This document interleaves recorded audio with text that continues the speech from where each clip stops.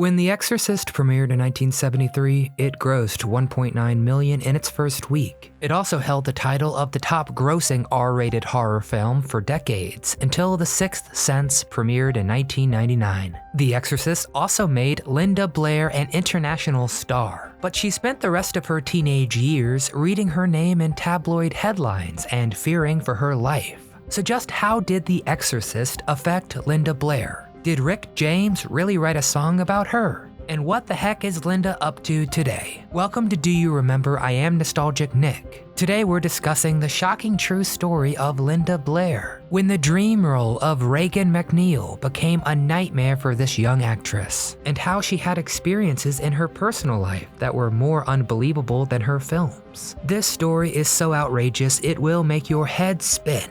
But before we dive in, please hit that thumbs up icon to show us some support, and subscribe to the channel so you never miss one of our videos. Linda the Wonderkind. Warner Brothers was initially interested in Jamie Lee Curtis for Regan, but her mother Janet Leigh refused. Linda Blair was a seasoned actress who already had hundreds of photo shoots and television commercials under her belt by just 14. So seasoned, in fact, that Max von Sydow forgot his lines the first time she began shouting expletives during the exorcism sequence. But nothing could have prepared her for the physical demands of this production. The bedroom set was cooled to temperatures below 30 degrees, so the actor's breath would be visible. Moisture in the air even caused snow to fall on the actors. It took over a month to film that scene, and Linda says she still hates being cold. Achieving the director's vision. William Peter Blatty offered the directing job to William Friedkin after seeing The French Connection. Blatty wanted The Exorcist to have that same kind of energy, and Friedkin was an Academy Award-winning director with a reputation for working quickly and surprising actors to get authentic performances. William O'Malley claimed Friedkin once slapped him before shooting, and Ellen Burstyn said her reaction after being slapped by Regan was authentic, because she was pulled too hard by a harness. Jason Miller had a major altercation with Friedkin after the director fired a gun near his ear, and angrily informed him that he didn't need a gun to act surprised or startled. Hostile projectile. The iconic projectile vomiting effect was achieved by filling a tube with Anderson's brand pea soup and using compressed air to blast it out on cue. The crew initially used Campbell's soup, but it didn't offer the right consistency. Linda Blair now actively recommends a vegan diet and co-authored the book Going Vegan, but she said she hated vegetables so much at the time that the soup actually made her vomit. The so-called vomit was supposed to hit Jason Miller in the chest, but the mechanism misfired and he was hit straight in the face. Miller was understandably upset, but they got the shot on the first take. A runaway hit. The Exorcist premiered the day after Christmas in 1973. Aw, how sweet. And paramedics were frequently called to theaters to treat hysterical viewers. The film was initially only released on 30 screens, but the release was expanded to 366 screens, and its theatrical run lasted 105 weeks. When The Exorcist was banned in several British towns, local transportation companies began offering Exorcist bus trips to the nearest out-of-town screening. Did The Exorcist affect Linda Blair? The classic horror film received 10 total Academy Award nominations and won awards for Best Sound and Best Adapted Screenplay. It was the very first horror film to be nominated for Best Picture, and Linda Blair, Ellen Burstyn, and Jason Miller were all nominated for acting awards. But it caused a stir when Academy voters found out that previous Oscar winner Mercedes McCambridge provided the demon voice in post-production. Linda's nomination wasn't officially withdrawn, but the award went to Tatum O'Neal for her performance in Paper Moon.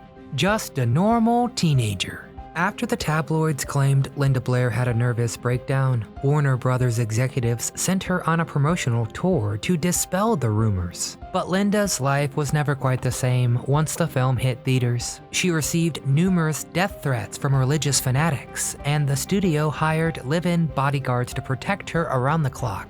After Warner Brothers stopped paying for her security, her family had to hide her out with friends in other states. She's been a competitive horseback rider since childhood and began using the alias Martha McDonald just to maintain her privacy while competing in equestrian events. Was Jesse's Girl about Linda Blair? Linda met Rick Springfield at the famous Whiskey A Go-Go nightclub in LA, and the then unknown 25-year-old singer initially didn't know that she was only 15. But in his autobiography, Late at Night, Springfield called her an enthusiastic learner and said her mother approved of the relationship. Springfield claimed he was her first lover and said, quote, "We share a love of dogs and sex, separately, not in combination." In a 2015 interview, Rick Springfield said the real-life Jesse's Girl was in his art class, but the former lovers are still very close friends and he's an active supporter of her foundation.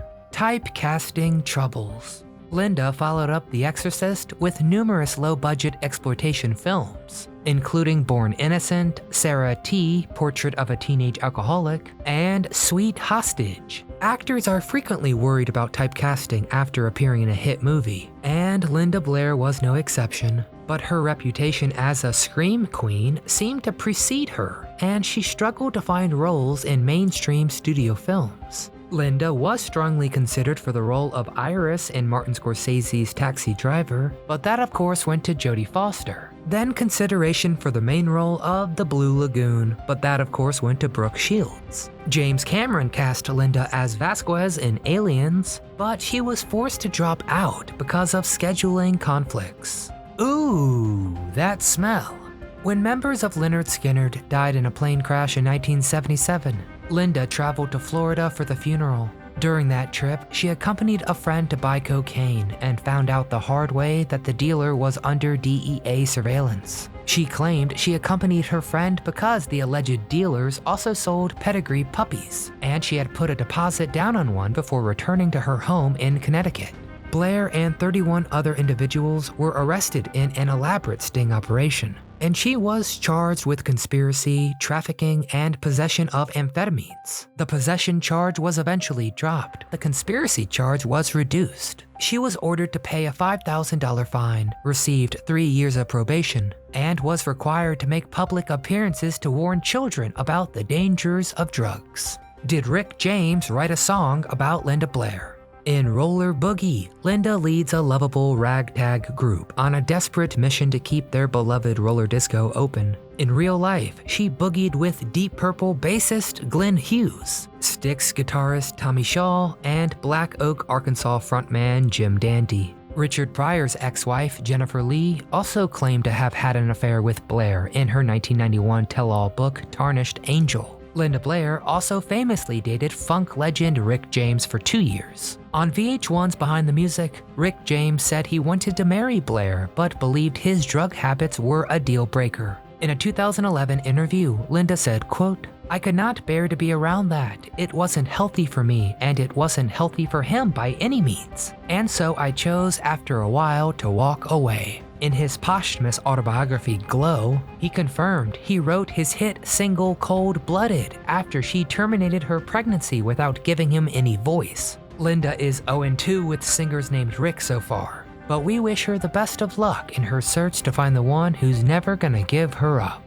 What's Linda Blair doing now? Linda Blair is as well known for her animal rights activism as she is for acting. She founded the Linda Blair World Heart Foundation in 2004. It's dedicated to rescuing and rehabilitating abused, neglected, and abandoned animals. And she has personally rescued and transported 51 displaced dogs after Hurricane Katrina. Linda Blair refused to appear in any of the subsequent sequels after Exorcist II: The Heretic bombed at the box office. But at CinemaCon 2023, Universal confirmed she will be re-teaming with Ellen Burstyn for an official reboot. The Exorcist Believer is scheduled for an October release, and it will be the first installment of a planned trilogy that will extend and update the original film. Blair has often said the experience of starring in The Exorcist was life-changing for a young teenager who once dreamed of becoming a veterinarian. She said it was very bizarre when reporters and fans expected a child to give them all these lifelong spiritual answers that people have to discover for themselves in life.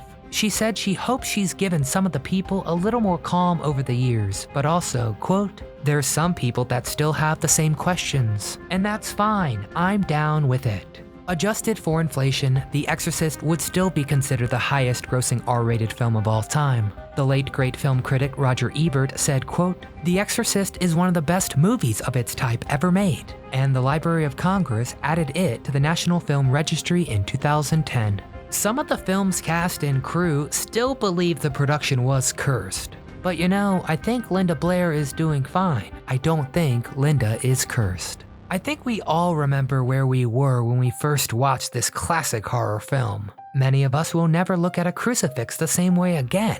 So did you see The Exorcist in theaters back in the day? Did you sleep with the lights on the night after that? Finally, is The Exorcist the scariest movie of all time?